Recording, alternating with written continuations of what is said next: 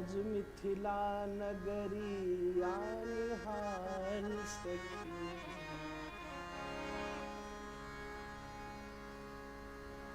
हम थोड़ा सुस्ता भी लेंगे, जोर लग गया हमारे।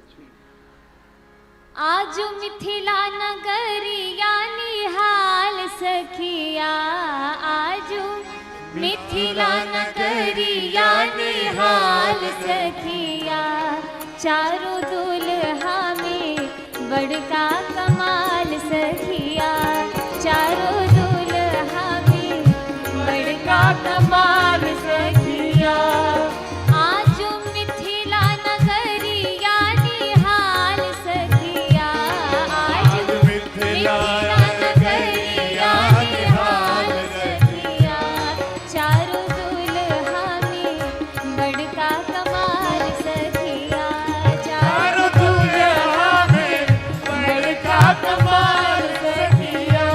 चारों दुल्हा में बड़का कमाल सखिया, चारों दुल्हा में बड़का कमाल सखिया।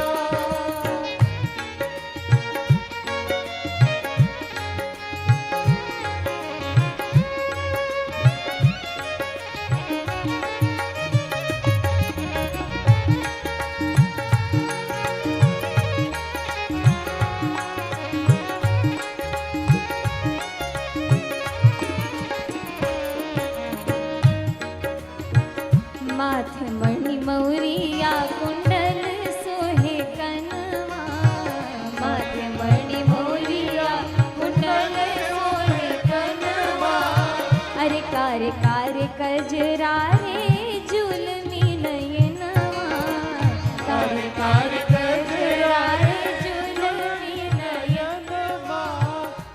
सखी है लाल लाल चंदन चमके भाल सखिया, सखी है लाल लाल चंदन चमके भाल सखिया।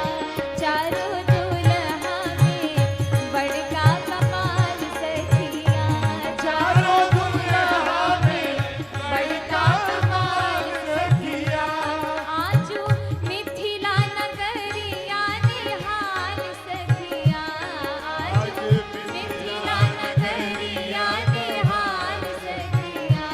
चारों दुल्हा में बड़का कमाल सखिया, चारों दुल्हा में बड़का कमाल सखिया।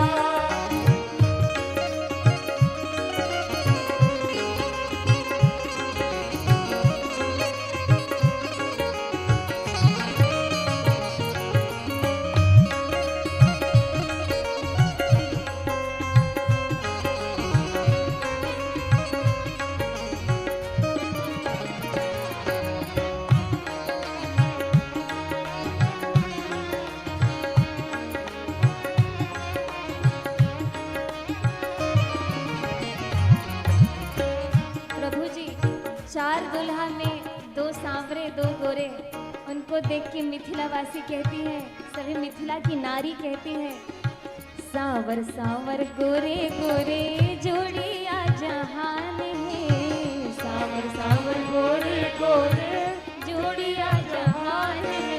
अरे अखियां न देखल सुनल नहीं कान है, अखियां न देखल सुनल नहीं कान है। जुग जुग जीवे जोड़ा जोड़ी बेमिसाल सखिया, जुग जुग जीवे जोड़ा जोड़ी बेमिसाल सखिया। चारों दुल्हा में बड़का कमाल सखिया, चारों दुल्हा में बड़का कमाल सखिया, चारों दुल्हा में बड़का कमाल सखिया, चारों दुल्हा में बड़का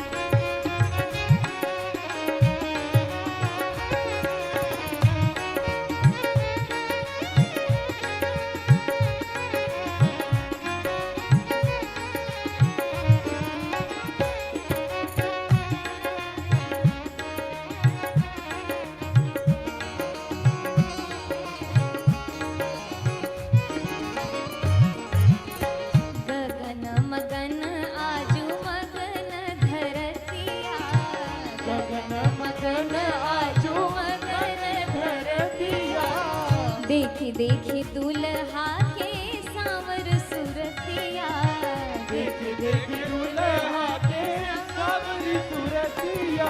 अरे गगन मगन आजू मगन धरतिया, गगन मगन आजू मगन धरतिया। देखी देखी दुल्हा के सांवर सुरतिया, देखी देखी दुल्हा के सांवर सूरतिया। हाँ, बाल वृद्ध नर नारी सब बेहाल सखिया, बाल वृद्ध नर नारी सब बेहाल सखिया। चारों दुल्हा में बड़का कमाल सखिया, चारों दुल्हा में बड़का कमाल सखिया। आजू मिथिला नगरिया निहाल सखिया, आजू मिथिला नगरिया निहाल सखिया। चारों दुल्हा में बड़का कमाल सखिया, चारों दुल्हा में बड़का कमाल सखिया, चारों दुल्हा में बड़का कमाल सखिया, चारों दुल्हा में बड़का कमाल सखिया, चारों दुल्हा में बड़का कमाल सखिया, चारों दुल्हा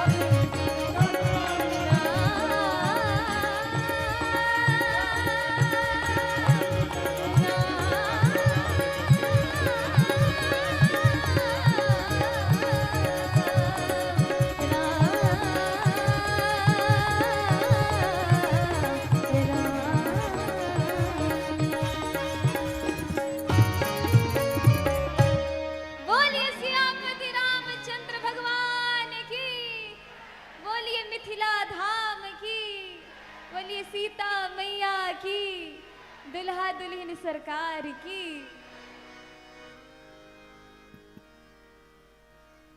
जोरदार ताली बजा महाराज।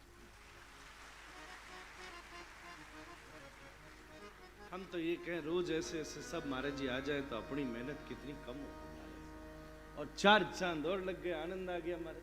हाँ हाँ हाँ हाँ, सीधी बात, जो चीज जहाँ की है वहीं को व्यक्ति और जगह मिले तो उसका स्वाद बढ़ जाता है। अब बिहारी जी तो सब जगह हैं, पर वृंदावन में मिले और श्री स्वामी हरिदास जी का कोई कृपापात्र दर्शन कराए तो क्या ही कहें।